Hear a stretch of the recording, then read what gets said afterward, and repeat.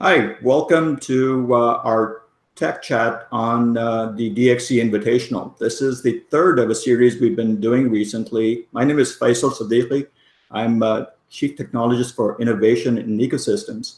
I'm going to build on that title later on in this talk about both the topics of innovation and ecosystem building. We have with us today Phil Karecki, Dan Ambrico, and Darren Noll from LSQ. And so I'm going to ask each of us to introduce ourselves, starting with Phil.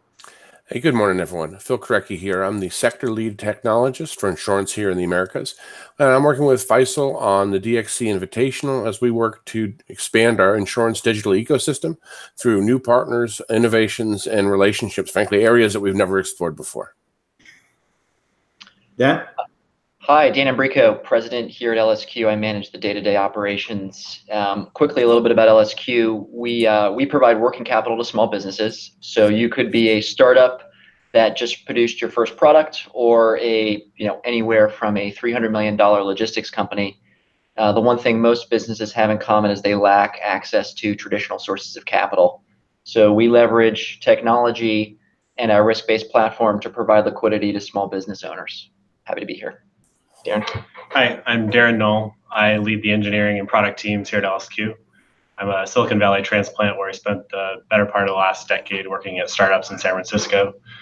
Really excited to be here at LSQ, where I think we're tackling a undervalued opportunity in impacting small businesses. Terrific. Thanks, Darren and Dan. This topic really is about the DXC Invitational. For the past several weeks, we have been busy working on promoting and executing on a startup engagement program on the behalf of DXC, particularly DXC Insurance and Digital Insurance Platform.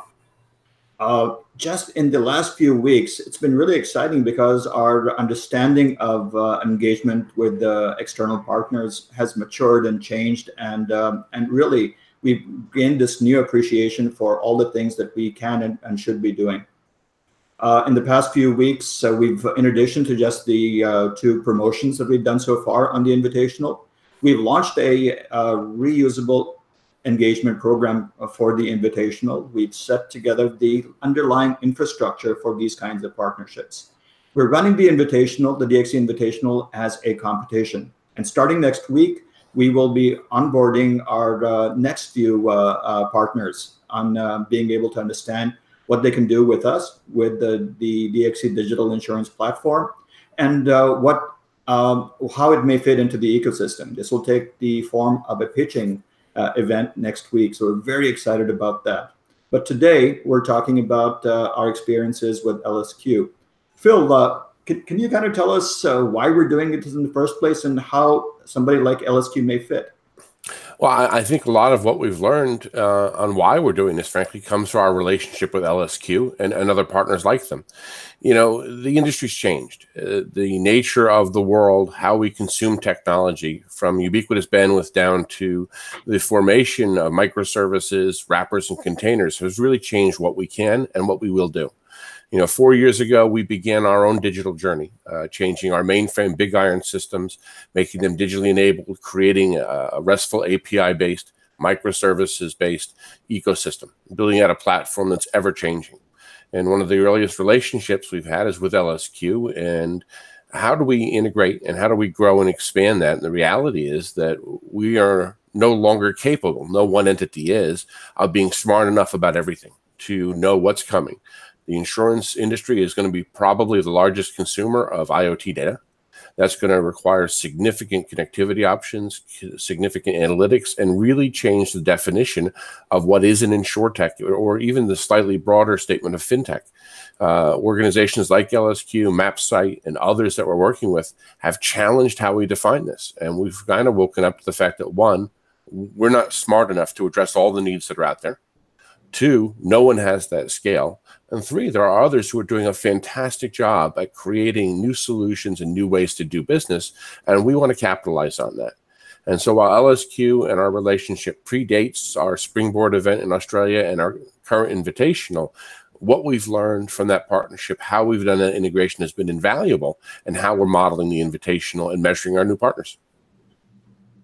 When we talk about speaking with MapSite, for example, as an InsurTech, first of all, it changed our definition of what InsurTechs are. And they came to us through this vision of inviting people in as InsurTechs to work with us. However, the LSQ story is a bit different. So Dan, would you like to tell us the story about how LSQ started, what problem you started out trying to solve? Kind of expand on what you started with. Sure. Yeah. So, for us, I think the most important thing was in any sort of new product or new company is identifying a need and a pain point was, I think, by far the first step. And so, in this case, that pain point is liquidity. The vast majority of the 28 million small businesses that exist do not have access to traditional financing. And so any gaps in their cash flow can be critical and threatening to the overall success and survival of their business. So we wanted to make sure that we were addressing a pain point. The second thing that I'm concerned about from a top-down standpoint is there sufficient opportunity? Is this a big enough market? Is it worth investing? Is there an ROI? And certainly, from that, I think, how do we differentiate ourselves? And how are we both leveraging technology and what are we doing different from what exists in the marketplace to differentiate ourselves? Darren can probably give you a little bit more of a granular view from a product development process, how he thinks about, going from concept to market. We've really been starting with a people-first approach. Last couple of years, we've been investing heavily in finding the right folks across product, design, engineering to help us bring our product hypotheses to life.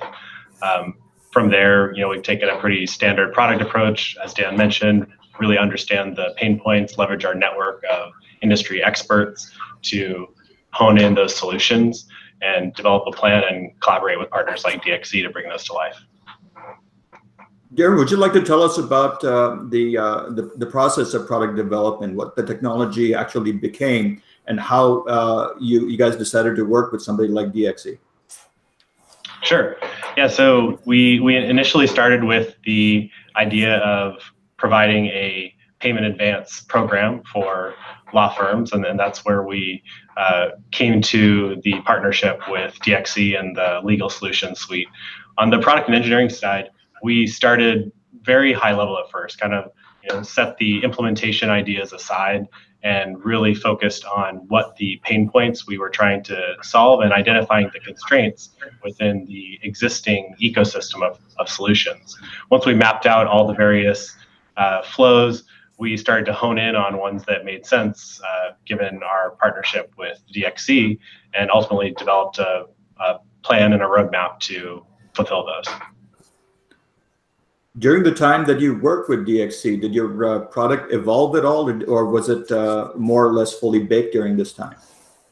It's been a very iterative process. So this is a highly complex field, and we have been learning new things nearly every day. And that's why, going back to the people, that component is so important. We are really looking for these ruthless problem solvers who are going to be able to adapt quickly to changing requirements, changing environments, changing markets. And so that's why that resilience is really important in the team that we put together to drive towards these solutions. Do you guys consider yourself a startup still? I know that you have some scale behind you. Where do you position yourself? Very much so. I mean, we don't want to lose that sort of existential fear that you have when you're in a sort of business just starting out. So we want to be as nimble as we possibly can, react to change. So, we do consider ourselves very much a startup within an established business. And as it relates to our partnership with DXC, this is very much new territory for us. So this product concept is something that doesn't exist in the marketplace. We have not addressed the professional services or the insurance industry before. So we're learning very much as we go. Some of the principles and the foundation of our existing business apply here, but we're learning every day and sort of making mistakes, learning from them, and constantly iterating. Phil, when you and I first started this effort of trying to streamline this InsurTech engagement process, we were struggling to even identify what an InsurTech was. We tried to answer the questions of how big should it be, what business should they be involved in, and how would we even identify them? So what's your take?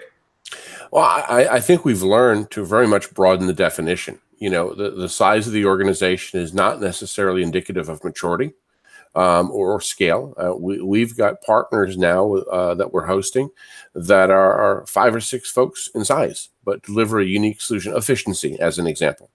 And then you have LSQ, which is a much larger startup than, I guess the traditional measure, if you would. And traditional is very loosely used here. We started looking at things, right? And the InsurTech started as our limitation, and those who labeled themselves as such. And we quickly expanded that to fintech because that's a natural evolution. But then as you and I started exploring whom we might partner with, drones come into play, right? Home security systems come into play, telemetrics from automobiles. We can go right on down the line. I mean, is it a reach to start looking at RFID tagging that McDonald's does on the cows for ensuring, right, that food is healthy and safe when it gets to the plate? And is that insured by our industry today? I'm sure it is, right? And so we need those inputs. And LSQ's role, as we're seeing, right, is for these startups, for the existing corporations, they need the funding to make these ideas real. So the natural relationship here helps us. I think more importantly, though, from the definition, it challenges us to broaden. It's not simply, are you providing a technological solution, but a services solution, right? A capital solution. So it isn't about how we write a policy, how we do first notification of loss or manage a claim.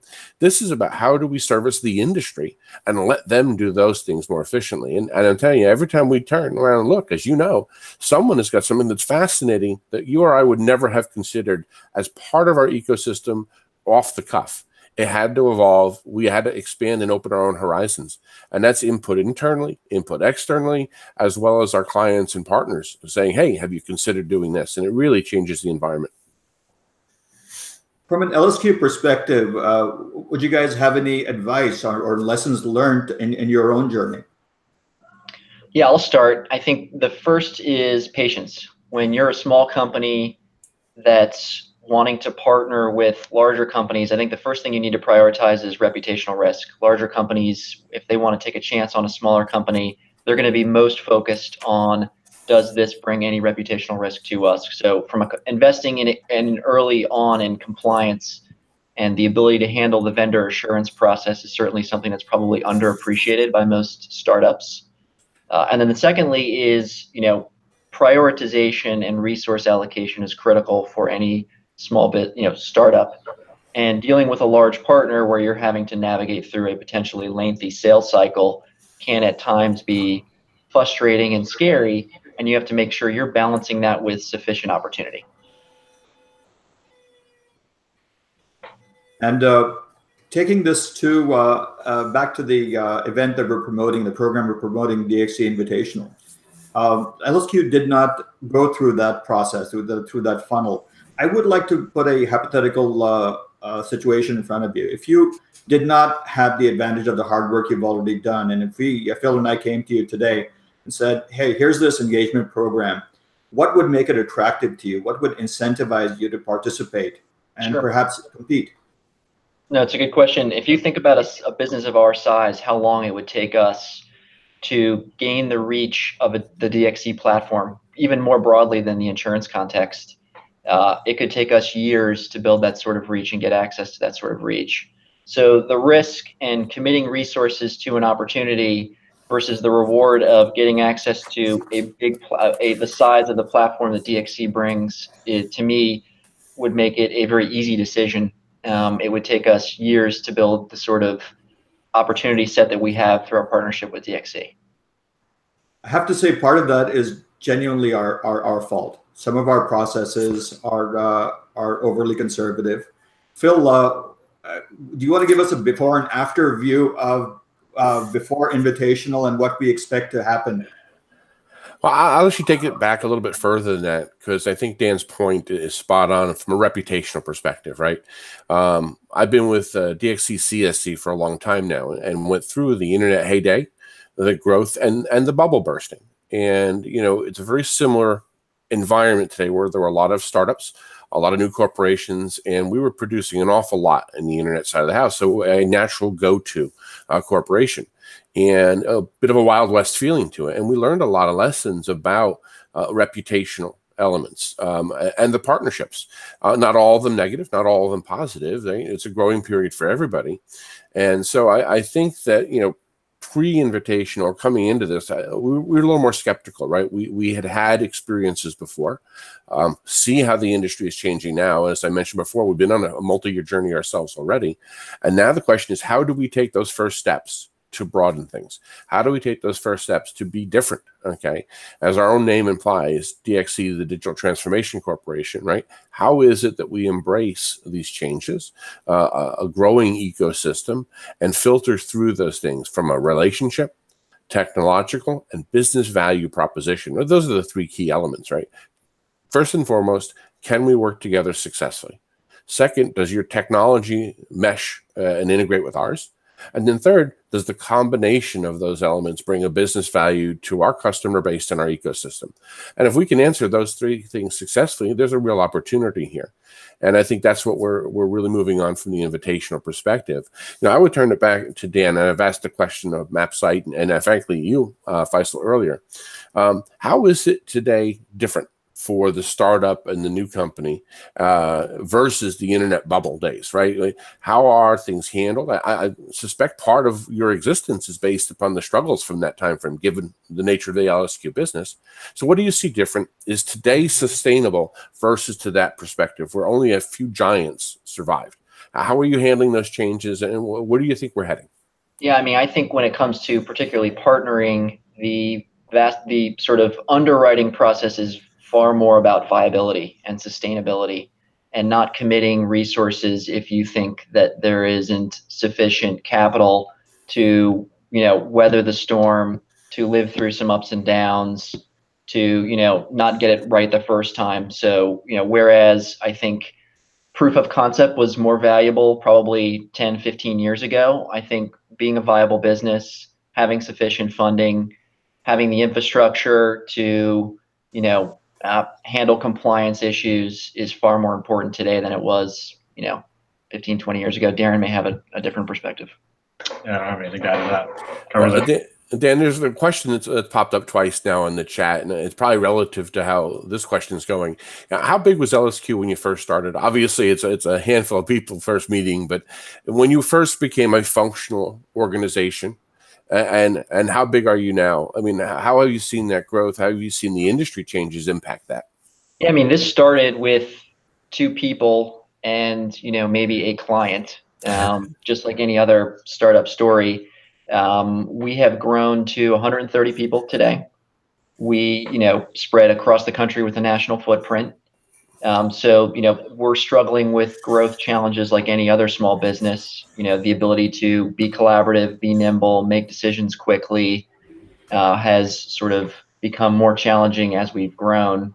But we still very much sort of want to maintain as much of that sort of being ability to move quickly, make decisions efficiently, prioritize effectively that we, when we were 2 to 10 people, then now we're 130 people. Excellent. I'm really interested in hearing your completely honest view, your perspective on what LSQ and DXC are doing together and how the effort has been so far. Yeah, I'll give my top-down perspective. Darren can give you more of a granular development perspective. I think the first thing that is challenging partnering with DXC is finding decision makers on the DXC side. Somebody it's not as flat an organization as we are. So we can find a decision maker just walking down the hall and saying, hey, let's do this, and make that decision very quickly. It's much harder. You have to run through a much longer process on the DXC side to get to a yes. So that can be frustrating. That's probably the biggest source of frustration. It's important to balance that with making sure you have a champion, especially if you're dealing with a large organization, somebody that owns it, that's helping to drive it, that's herding cats, that's finding the right resources, because we just have absolutely no idea how to navigate that labyrinth. Yeah. So for me, that was probably the most important part, is finding that champion, being patient, continuing to push and push and push until you get to the right person. So that's sort of the top-down perspective. Darren can maybe give you more of a granular product development perspective. Yeah, to expand on that, as a smaller company, we really do try to leverage our ability to capture momentum and move fast. When we put the gas on, we mean go. And so when it comes to working with partners who may not be organized in such a flat manner, setting expectations is really important, and being very precise in what we're expecting of each other, making sure that there's that alignment that ultimately is going to bring both of our teams, regardless of how we're organized, towards the same goal.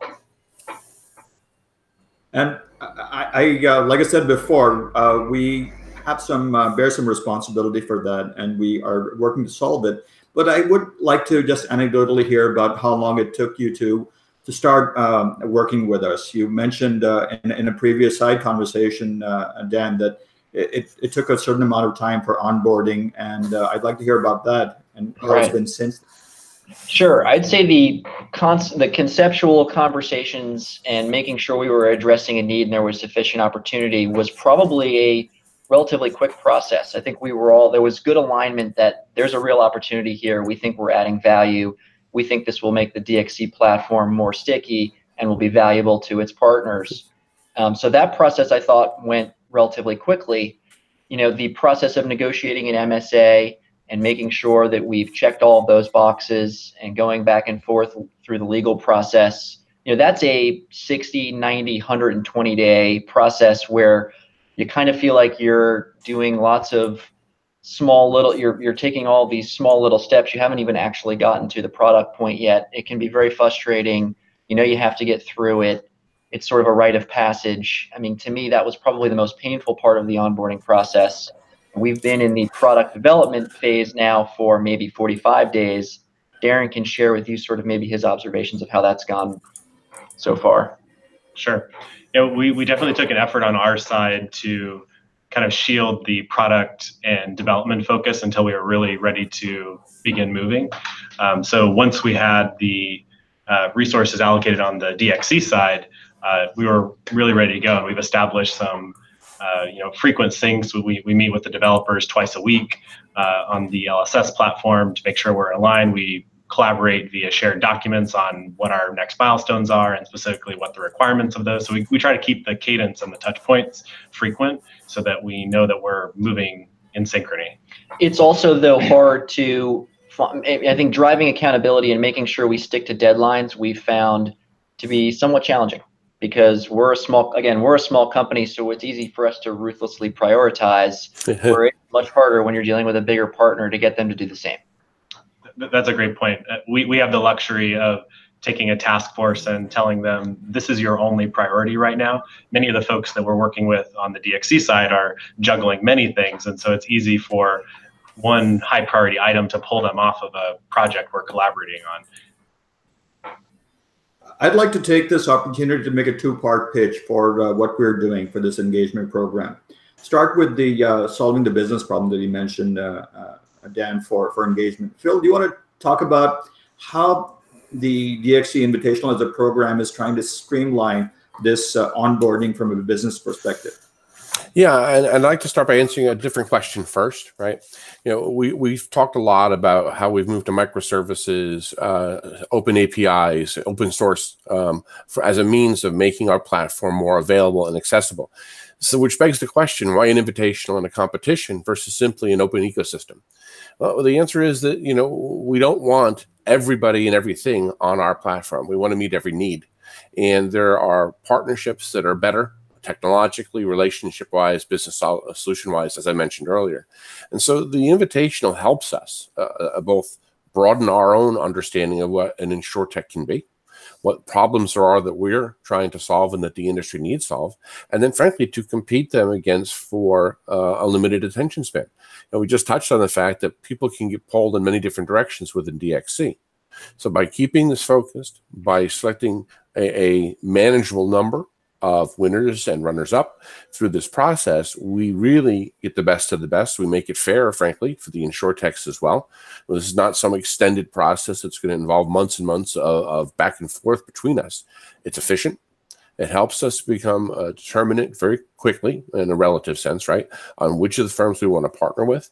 It establishes much broader relationships, and I wouldn't overlook that. You may not win today, but who knows where you'll be for a year from now, and where we'll be from a need perspective as an InsurTech. So this helps us drive through very quickly the business value proposition, our ability to work together in a higher pace than maybe a large corporation's used to, as well as driving the potential integration and relationship details. So this structure, this efficiency, and while it may seem tight and a competitive thing, a little bit unfair in a place where we're building an open ecosystem, the reality is it helps both parties come to terms with each other much quicker, come to a value proposition much quicker, and that eases the pain that will follow, and there's always going to be some pain, and makes us both more efficient as we drive our relationship. Yeah, and post DXC Invitational, what some things that I think that you will see LSQ as a benefit is that we are laying the groundwork for engagement, both from a business perspective as well as a technology perspective. The outcome of the invitational is that we hope to identify winners, and those winners, which incidentally we will announce at our insurance conference November 1, have the very same struggles that you probably encountered. Our objective is to lay down the framework for that engagement, for those contractual relationships, for the technology integrations, and those are things that we're solving from a core perspective across DXC. The benefit to LSQ and to other external partners is that you no longer will need to focus exclusively on a single relationship with a single DXC software system, for example, or product, as we did with LSS. I think the opportunity is that we really make available LSQ services at a platform level, which means that your reach is across DXC products, across DXC serviced industries. And I do want to make a pitch for Developer Central. Developer Central at developer.dxc.com is the face of our ecosystem. It's relatively modest right now. We have published digital life insurance APIs, SDKs, and documentation, and those are rapidly expanding. I would love to see, and we're putting in the foundations for making available partner services as APIs, documentation, SDKs as well. So I think as we're getting close to the end of our time, Phil, what's next for the DXC Invitational, and how can partners like LSQ participate and benefit? Well, what's next for us is reviewing all the applications we've seen. We've sent out well over 100 invites, have seen a significant response in people who want to participate. And now, right, Faisal, you and I start the hard part. Who are we going to look at? How deep can we go? And we're going to hear the pitches coming up in the next week or two from each of the prospective partners. And the benefit, again, I'll first say, is that it's the relationship. Being a participant means we get to know you better than we did before we sent an invitation or you applied. And then it's a matter of developing a relationship like LSQ has with us, one that is functional, that's based upon a mutual understanding of the value we both bring, and then helping to mature that and leveraging our reach and your innovation, right? How do we bring those things together? As I said right off the bat, we're not the smartest anymore. No one is. So we need the partners. We need your participation. And the value that we bring together is not incremental, it's exponential. And that's what we're trying to create with our ecosystem and our partnership with organizations like LSQ. You and I are focused on insurance right now. I know you've got a multi-industry perspective, but is it far reach to see an insurance ecosystem suddenly become a financial ecosystem, and then healthcare, those three industries and the significant overlap they have, and the value we can bring there. So I think that's where the excitement comes, that relationship, that exchange of ideas. Agreed. Dan, anything to promote or pitch in the last minute or so? I mean, I would just say the hardest thing when you're from a startup standpoint is distribution and access to breadth. And so the upside that a potential partnership and getting to tap into the breadth of the DXC platform brings makes this opportunity worth it, would be my sort of final take. Thank you. It's been great talking with you guys. The fact is that as the initiators of the DXC Invitational, Phil and I have had this eye-opening opportunity to treat this program as our own little startup. We've been given the freedom to operate in a very flat environment. It was actually the two of us, two guys, not in a garage, but working remotely in our individual home offices. We kind of dreamed up this. We took advantage of some work that had gone on in the past in Australia and various other engagement programs, including the one with Joe Benson and LSS that you guys were engaged with. But fundamentally, we are changing the way we operate and the way we engage with outside partners and innovate in general. That's our premise, and that's our aspiration. So we love where we're going. We'd love to see you proliferate across all the offerings and industries we have to offer, and looking forward to the next few steps. Appreciate it. Thank you.